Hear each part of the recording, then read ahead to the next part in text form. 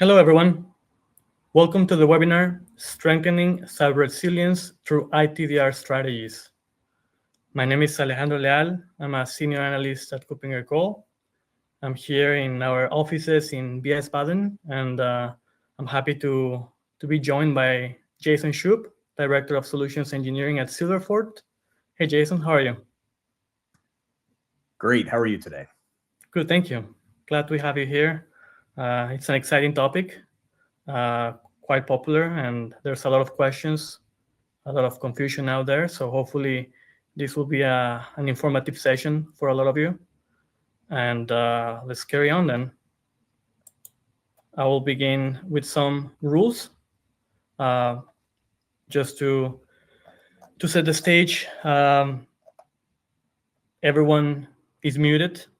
Throughout the webinar, we will be conducting 2 poll questions. So please answer those if you can. It's helpful for us in our research and just to understand more what's going on. We will also have a Q&A section at the end. So please drop questions in the control panel anytime. And we're also recording the session. So the recording and the slides, they will be available in the next couple days. So there's a lot of things that I need to cover. So I'll be moving quickly. Again, the agenda is I will start setting the stage of ITDR.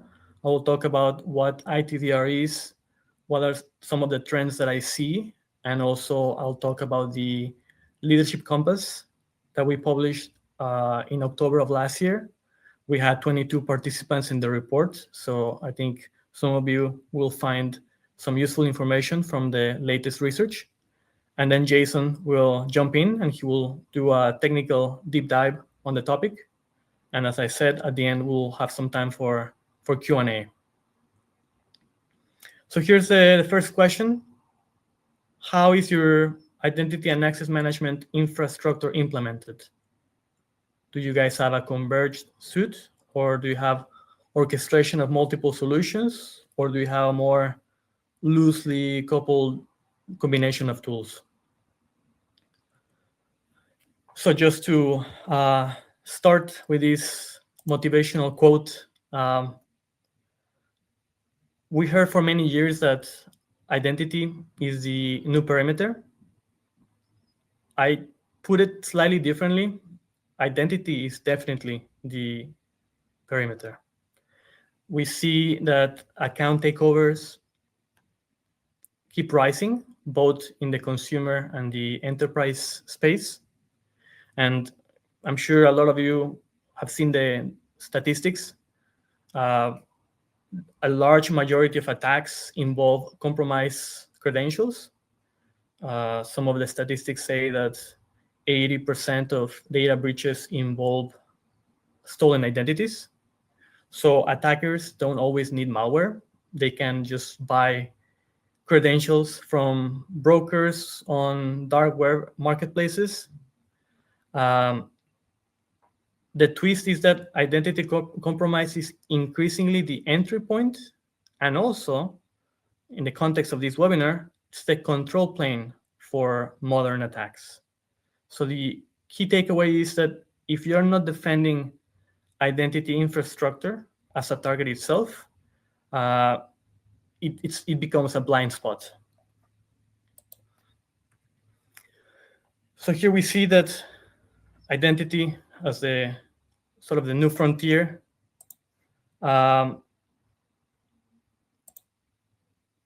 Let's set the frame that, in most enterprises, the perimeter didn't just disappear, it just simply expanded.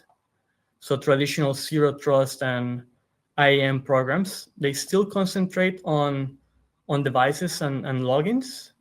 So is the device managed? Is the user authenticate? Is the session allowed? Of course, that's necessary and important, but it's no longer sufficient. What changed is that the identity perimeter now spans people, machines, and continuous digital interactions like browser sessions, API calls, service accounts, token exchanges. In that reality, a single authentication event is just a moment in time. The more relevant question is, what does this identity do next? And does it still make sense given the context? And I think that's where ITDR extends this model, because it brings additional things to consider, such as behavioral and contextual telemetry. Not only authentication logs, but also signals like anomalous privilege use, impossible travel, token reuse, device risk, all of these things. And then continuous verification is to detect anomalies as they emerge and not after the fact. Another step is operational. So integrating all of these different identity signals into SOC workflows. So identity events aren't treated as just IAM noise, but as a first-class security telemetry. So ITDR is this solution that is bridging the gap between the identity teams and then the security teams. So turning identity data into actionable security intelligence, that's in a way the goal. So the shift is from, let's say, verifying identities to understanding identities over time and making decisions based on that. And this all relates to zero trust. So how can we close those gaps? So zero trust programs often fall, they often stall because in a lot of situations, many organizations don't really know how to implement zero trust maturity model. There's a lot of marketing hype out there that says that this solution is zero trust and this other solution is, part of the latest zero trust technology. So there's a lot of misconception out there. Of course, it's not about rip and replacing, but about integrating different tools with your existing infrastructure in a way that will make you reach that maturity level and to close those gaps. So hybrid environments, they are making those gaps more visible. So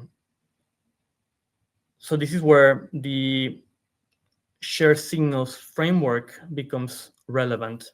So the goal is to treat threat signal sharing across different systems. So the identity, the endpoint, and security operations. So risk is portable and decisions are also coordinated. So ITDR sits in that connective tissue. It provides the missing connections between IAM, EDR, SOAR, and SIEM by taking identity telemetry and then mapping it into decisions that SOC teams can use. And one point worth emphasizing is that the human endpoint becomes a continuous source of telemetry and risk context.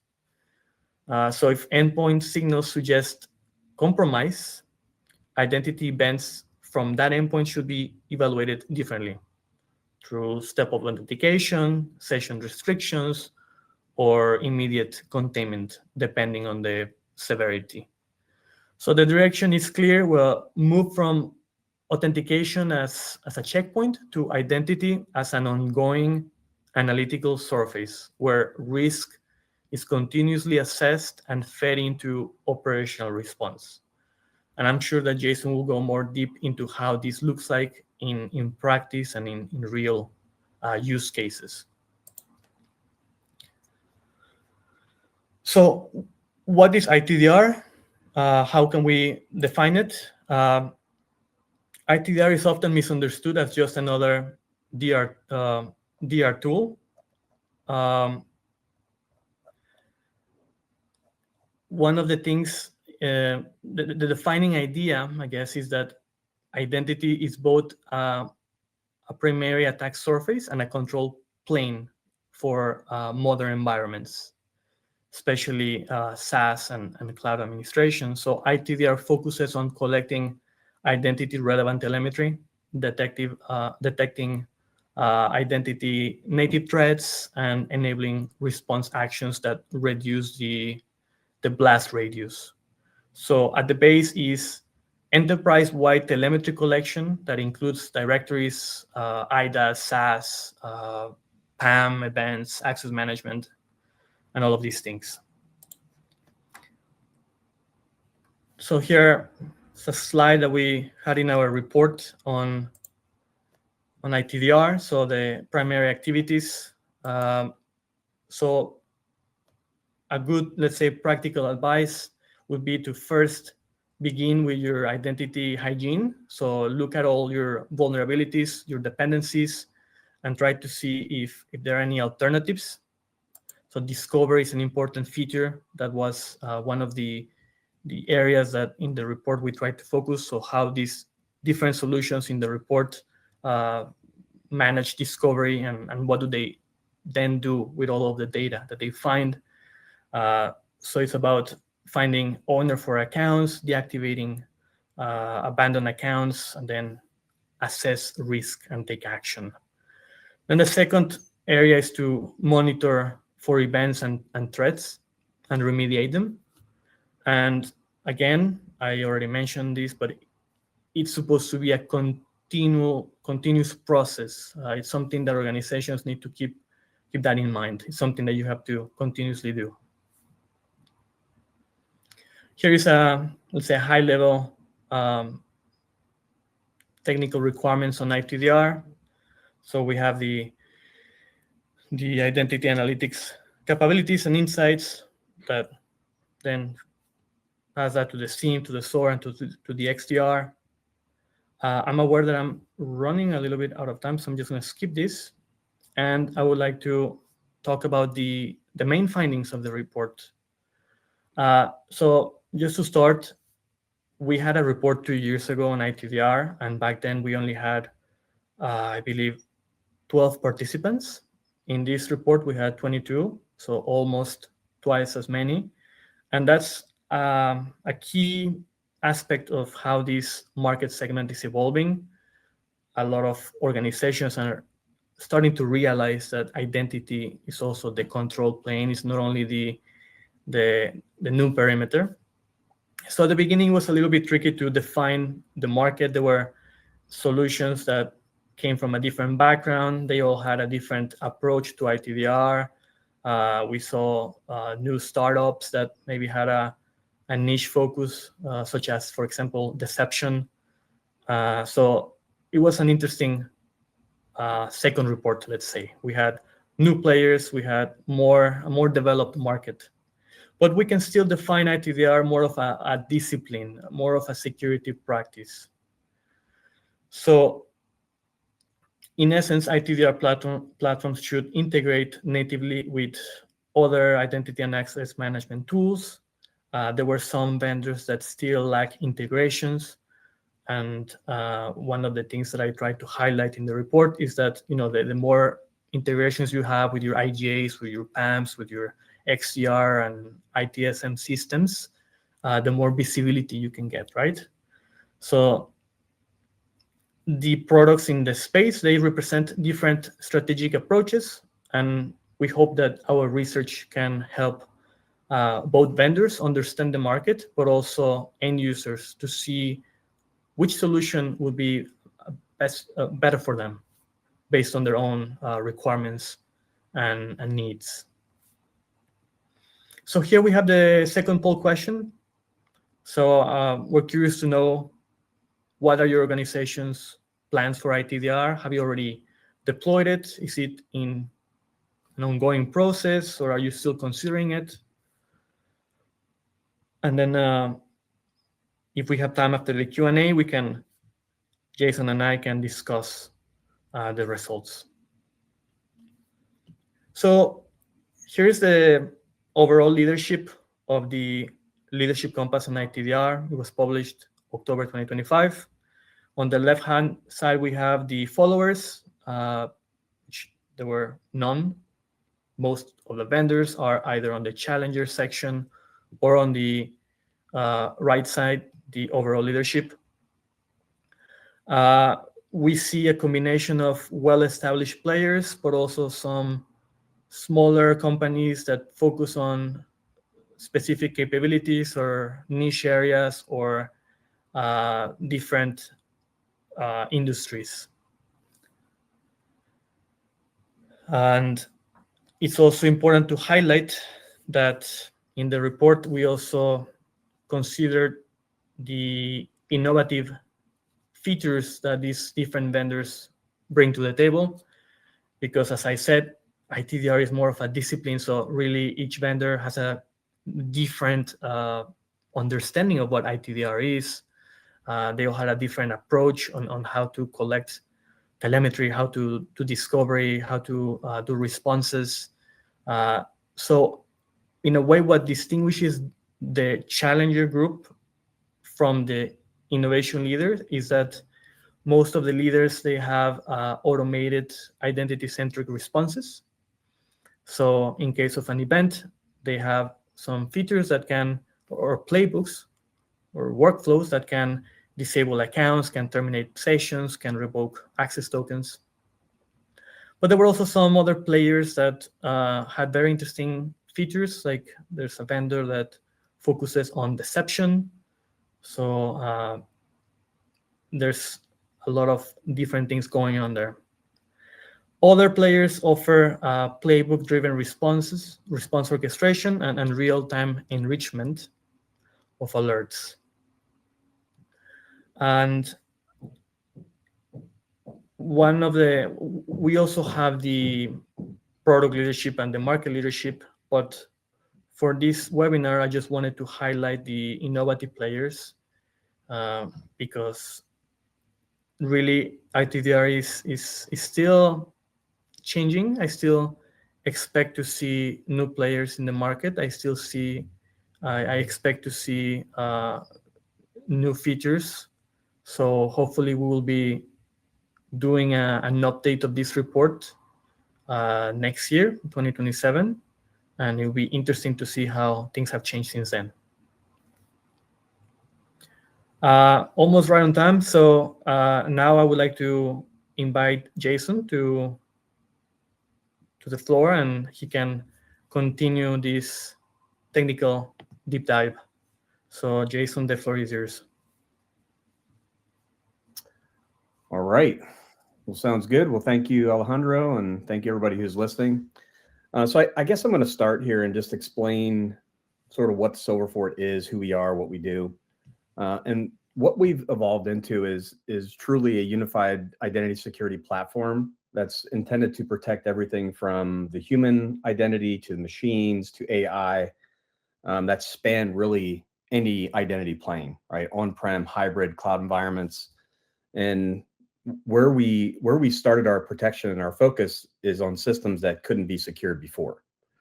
Right, so it's not about protecting NHI. It's not about protecting just cloud. It's about protecting your entire IAM infrastructure, right? To give you that complete visibility, and more importantly, that real-time protection.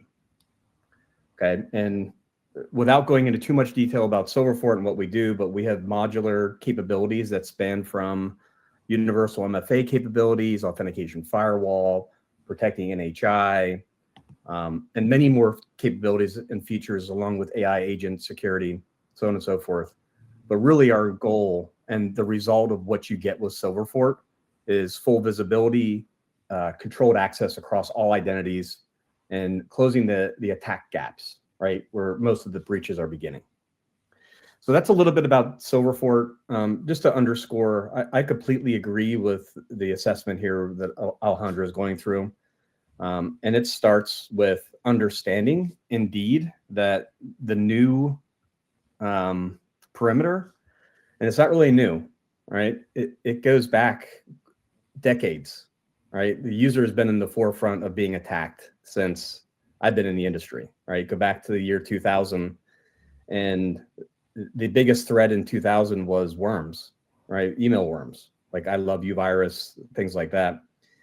And what's interesting about that 26 years ago is it still required a user, a human, to click a button to initiate it.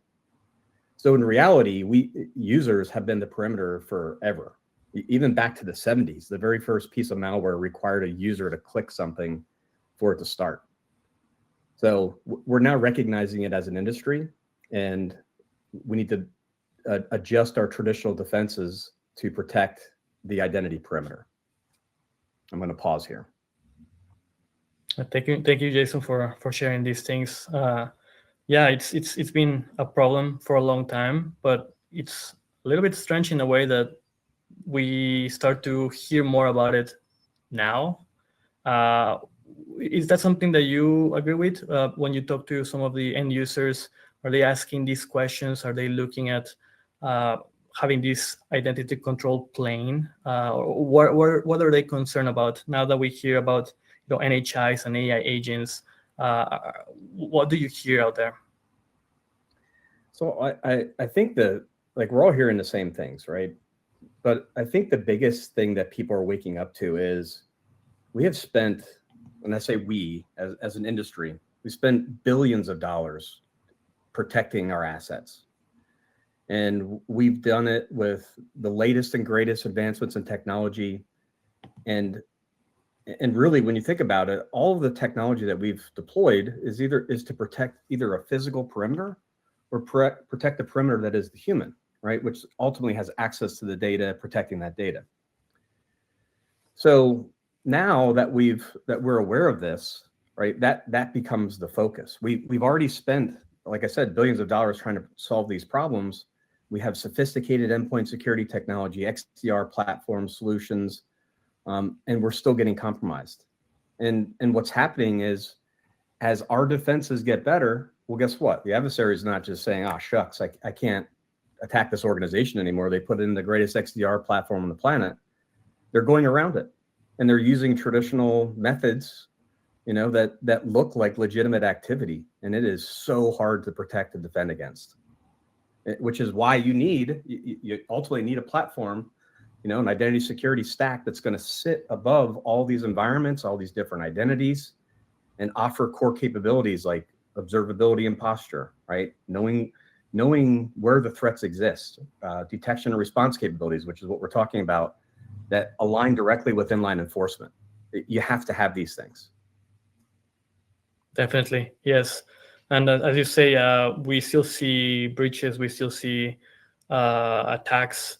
And one of the things that I mentioned in my presentation is that one of the core principles of Zero Trust is that it doesn't really require you to adopt the latest technology or to rip and replace what you already have.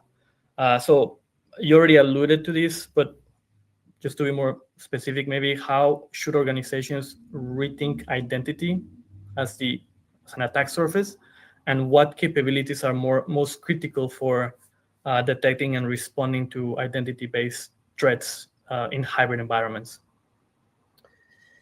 Yeah, so let me give you a high-level response to this, and then we can kind of dig into some of the details if appropriate.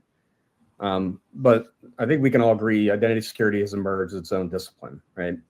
And you need something that's going to operate as an independent layer to protect how actual identities are being used on-prem and in the cloud. And part of the problem that I think that we've gotten ourselves into is we've siloed ourselves, right? We've siloed Active Directory from cloud, and we have different controls that we use to monitor and protect Active Directory, and then we have different tools that focus on cloud. And we've got to converge them, right? Because the same people who are authenticating and using Active Directory are also in the cloud. So how can you have partial visibility with one or the other? And if you have partial visibility, you don't have the full picture, right? So at Silverfort, we're seeing that you have to have the complete identity security, and it has to be built on deep visibility. You have to focus on identity first, detection and response, right? And with real-time inline enforcement, okay? Being able to contain early to reduce that blast radius is going to give you resilience in your organization without disrupting legitimate access, right? People are going to make mistakes. There are going to be configuration issues that cause additional exposures. You have to have real-time enforcement and monitoring on top of your identity in order to account and adjust for these things as they happen. Yes, absolutely. One of the things that I noticed in the report is that most of the vendors have capabilities such as risk scoring, but they have different models. Let's say, in your own opinion, what signals should carry the highest weighting when detecting identity compromise? Uh, any thoughts on that? Yeah. So this is an interesting discussion, right? So, and I think extending ITDR, you have to also look at posture management in order to answer this question effectively. So, for example, Silverfort, we have two distinct modules. One is ISPM, which is for posture management, and one is for ITDR, which is obviously detection and response. And I would say that really there's no single signal that is sufficient on its own, right? An effective ITDR solution is not going to say, it's not going to choose between a posture, exposure, or behavior or telemetry. It's going to look at all three of those things and all those things that it has access to in order to make a determination, right? So if you look at posture itself does not equal compromise. It just expands your risk, right? It makes you more attackable. So if you look at signals like password age or legacy protocol use, excessive privileges, all those things themselves, independent of each other, are really nothing, right? They add additional exposures, and response should get triggered when multiple things are happening, right? You've got an exposure combined with behavioral activity. It's looking at those things as a whole to make a determination. Yes, and one of the things that is important to keep in mind is that ITDR solutions are also supposed to reduce false positives, reduce the noise when an event happens. And one of the things that I focused in the report was response, because when I was having briefings with vendors, they all tried to show me how they prevent breaches and compromises in the first place, and they wouldn't spend too much time on the response side. And that was one of the key areas where I was trying to get more information from them, because when an identity incident occurs, it requires an immediate response. So in your opinion, from a technical integration perspective, what does an effective identity response pipeline look like, and how can ITDR systems orchestrate actions across different tools? Yeah, again, let me kind of start high level. So I like the use of the pipeline, right? And I think we need to start thinking about identity response as a pipeline and not a single action, right? So any effective ITDR solution has to start with real-time enforcement at the authentication layer. It's just the way it needs to be. And use that shared identity risk and context to drive decisions, right?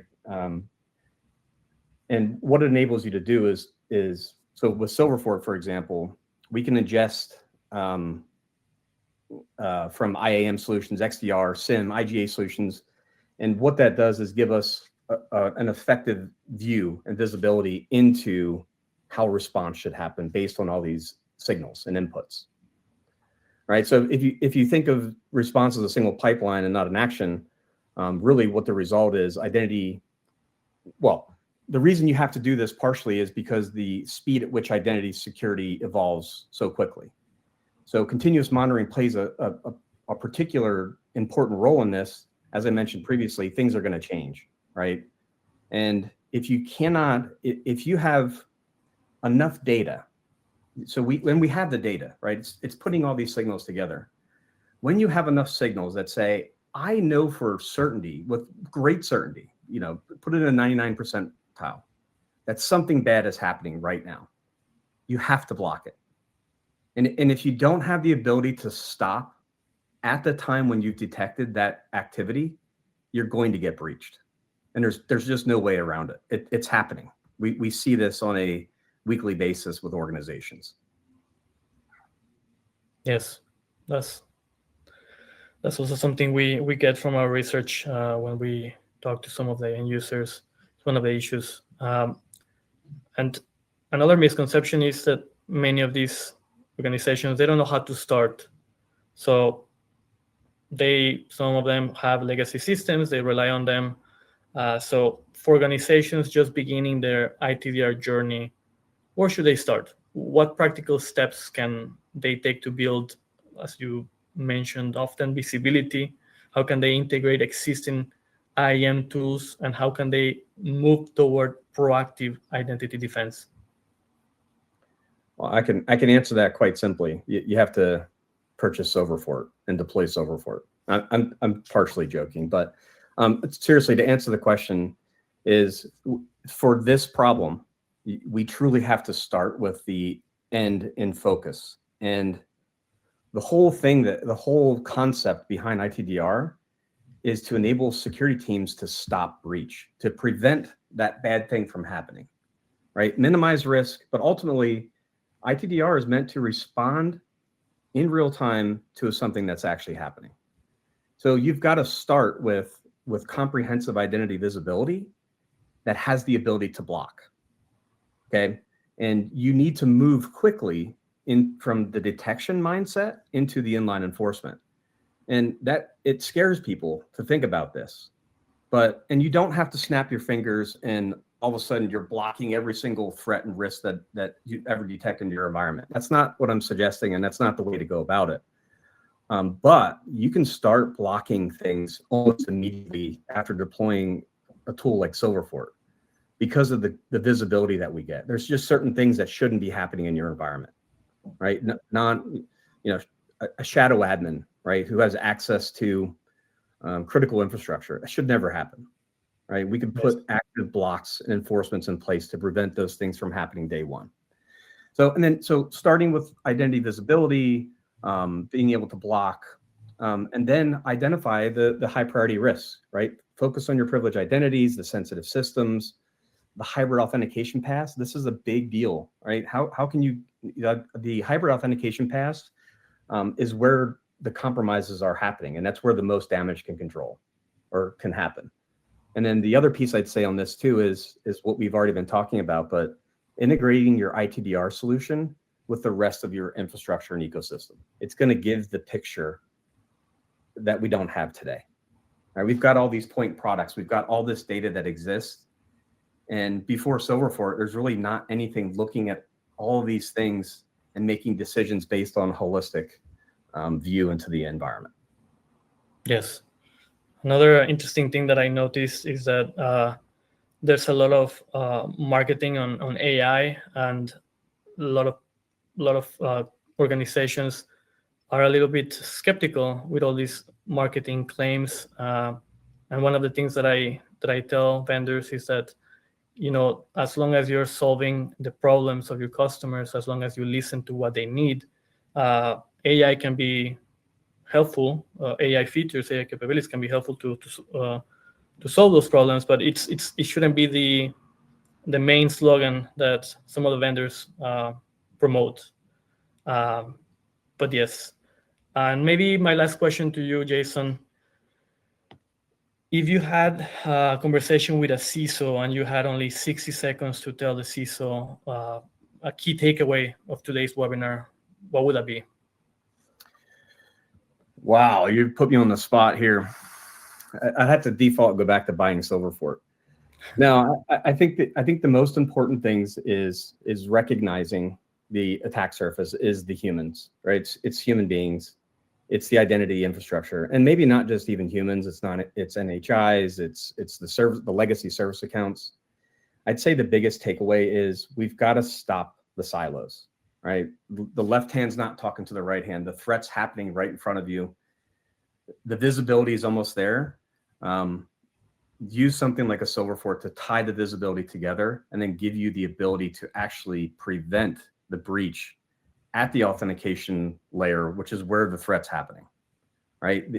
The sophisticated threats now look like normal logins. So you need something that's going to be able to determine and distinguish between those two, and you can't do it without full visibility. You've got to be able to see the big picture, and again, inline enforcement. Thank you, Jason. Well, we do have some questions in the chat. And for those that are still listening, feel free to submit more questions. There's two questions, and I believe they're for you. One question saying, for the remediation part, how can Silverford help on that? Will the solution deliver a ready action plan? Question mark. So let me answer this with a story. And let me tell this story sort of relating it to a home. I like comparing to a home because I think most of us have a home, hopefully. But compare identity security to your own home, right? Someone broke into your house. Let's say you're not home, you're on vacation or whatever. They broke into your home. They found all the jewelry. They found, they gathered up all your electronics, and they found a safe, right? And they're very close to cracking that safe, and they're going to be gone in a couple hours, right? So would you rather have an alert that happened, or would you be able to stop that in real time? So that really sort of becomes the question here. So being able to stop that enforcement in real time. And if you look at it, oftentimes what we're seeing signals, right? We're seeing signals that maybe we detected somebody as a shadow admin, right? They have too many permissions on the network.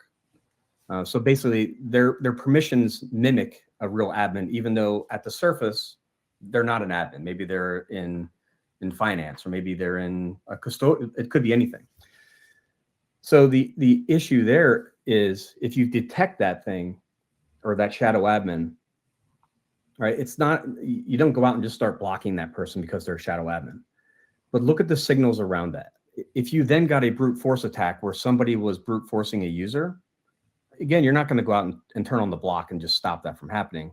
But if that user is also that shadow admin, now you've got a problem. Oh, and by the way, if that shadow admin is now, if that same user is authenticating outside normal hours, that's even a bigger problem. What Silverford has created is the ability to take those signals and escalate it automatically and say, look, that one signal is not enough for me to take an action. The second one, right, that's enough for me to maybe step up authentication, right? Automatically push an MFA to that user to make sure that user can prove that they are that user. And when it gets to the stage of it's now outside of normal business hours, right? We have behavioral context along with misconfigurations, you have to block. And Silverford will automatically, when it gets to that critical stage, can be configured to block that authentication. So, and if it's a mistake, right? If it's a false positives will happen, right? But in an instance like that, where you have so many signals, it's probably not a mistake. And the next successful authentication that happens after that is probably the bad one. And if you didn't block it, you've missed it. It's a good way to continue with the second question from that same user. This user is asking, with Silverford, in case of blocking an action, how do you then follow the IGA process in place? What would be the next step for the identity team? Right. For us, it's the integrations, right? So we enforce bidirectional integration. So it could be sending a signal to IGA. It could be receiving a signal from IGA that even started the detection capability, right? Or raised that elevation, right? Maybe we received a signal from your IGA. It said, hey, we got somebody over here that looks a little risky, or their system's risky, right? We receive that signal that raises the score a little bit of the threat score. And then something happens against that user. Now that escalates and bubbles that score up even quicker. So that's how the products kind of work hand in hand. And then, after the action is taken, send that signal over to IGA and follow the normal response method that you would employ. Yeah, I think that was a good answer. It really illustrates the process in a practical way. So thank you for sharing that. There's another question. I mean, I think I will know what your answer will be, but the question is, what are the top ITDR tools that you all recommend? From my side, well, if you look at the report, there are multiple vendors, and each of them have their own strengths and their own challenges. It's really about what you have in place and what could work better for you. So you should, if you have access to the report, I recommend that you go through it and you look at each vendor chapter so you can understand better what could work for you. But Jason, if you want to answer that. All right, so let me do the right thing here and just cover up the SOAR side of me for a second. It actually, so being in industry, and I can't believe I've been in the industry for over 25 years. I was just thinking about this morning, but it boggles my mind how companies, and not just companies, but vendors across the board are suggesting that visibility, especially when it comes to identity security, is enough. It just doesn't make sense, right? You see the threat unfolding in real time, right? You see the person navigating through your environment, right? An email the next day or a log entry doesn't help you. It doesn't stop that breach from happening. Again, that next authentication is the thing that's going to bite you. So whether it's Silverfort or it's some other vendor, you have to have the ability to block inline. And you have to do it in a way where you're not just siloed on-prem or cloud or SaaS or whatever it might be, whatever control you have. It has to look at everything as a holistic view. And again, buy Silverfort, of course, please. Thank you, Jason. Moving on, I think we have still a couple of questions, and then we can just take a look at the poll results. One question, maybe you can answer first, and then I can give you my own opinion. How do we position ITDR outside the SOC team, since threat and response immediately links to the SOC? But this should be an identity niche. How do you see that? So it's a good question. I think it plays into your overall identity security posture, right? So actually, let me answer it this way.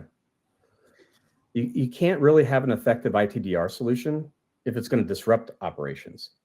So I think the trick here is finding that balance to where the SOC can employ controls to actually stop things from happening, or to prevent the escalation of an attack, or to prevent lateral movement from happening, while at the same time allowing that person to do their job, right? Like not being draconian, saying, hey, there's something fishy about your identity. I'm just going to shut you off from the network, quarantine your asset, and make you sit there and wait for me to finish an investigation. We can slowly put controls in place to limit the blast radius and the exposure. And we can do that in real time. We do it all the time with our identity first breach response. We focus on containment first, right? Containment's not something that you discover later in the response. It's early to isolate the affected entities. So I think SOC teams, it's a long way of me saying, I think SOC teams need to be able to work together with teams that are operationalizing to be able to have a balance, right? It's all about balance. You can't block too much. You can't not block enough. And you got to find that sweet spot, and you got to find a tool that can do it. You pretty much covered what I was going to address. But yeah, just like going back to the initial slide of the webinar, ITDR is supposed to facilitate the job of both identity teams and the SOC team. It shouldn't be an obstacle. It should facilitate and promote business continuity so everyone can continue doing what they do, and it can increase both the security and the productivity of both teams. I believe that's all the questions in the chat, but now maybe we can take a look at the poll results, and you can give me maybe your opinion on that. So the first question was, how is your identity and access management infrastructure implemented? Converged, IAM suite, orchestration of multiple solutions, or loosely coupled, uncoupled tools? So if we look at the results, it's around 50% answered that they have orchestration of multiple tools, and then we have 25-25 for converged and loosely coupled tools. What do you think about that, Jason? When you talk to your customers or when you do your own research, how do you see these particular scenario in end users organizations? Do they have a converged IAM suite or multiple tools from your experience? Yeah, from my experience, we're seeing a mix of both for sure. I think the thing that people get stuck on though is, let's say you combine two technologies, right? I mean, really, that's multiple tools. You're using multiple tools to solve a problem. You can do more, right? You're not limited. Like the limitations of identity security tools and all the things talking together are less limited than what they used to be. So I think an organization, while they say they have converged tools that are all working together, they're still not quite doing enough, right? And it's not a negative thing. It's just there's more that you can do that just wasn't previously possible. And for the other 25, I would say there's definitely we got to get to a point where you've made the security investments, and at the end of the day, it's all about protecting the data, protecting your users, your identities. Use them all together. Find a tool like Silverfort that's going to bring all those things together to actually help your organization. Yeah, so they can all work together in conjunction. Right. Yeah. How about the second poll question? So the question is, what are your organization's plans for ITDR? So it turns out that 50% of those who voted are in the implementation process, 25 are considering or planning, and the other 25 have no plans yet. Are you surprised by that? Not at all. Yeah, same. Yeah, not only am I not surprised, but all I'm going to say, and I don't want to beat this up too much, but I think within a year from now, those stats will change drastically. For sure. And the whole point of ITDR is to stop breach. So we've got to close our ears to the thought of visibility being enough, right? And being able, and again, I'm not saying, take a drastic measure and block everything. I'm saying do it in a controlled manner, right? When you have enough signals that something bad's happening, make sure that ITDR investment has the ability to do inline enforcement. Because if it doesn't, I'm sorry, the breach is coming. You may slow it down, and you may be able to limit its exposure, but it is coming. Thank you, Jason. There are no more questions. There was one question about one of the slides, but as I said in the beginning, we will make those slides available in a couple of days. So feel free to check our websites, and you can take a screenshot or a picture of that particular slide. But thank you, Jason, for joining. I think it was a very informative conversation. And any last thoughts that you would like to conclude? No, that's it. Buy more Silverfort, and I really appreciate the offer to be here and the content and everything. You've been a great partner for us, and I know for customers around the globe. So thank you. I appreciate it. Thank you very much, and thank you everyone for listening. And stay tuned. We have more webinars coming up this week and next week. So thank you, everyone.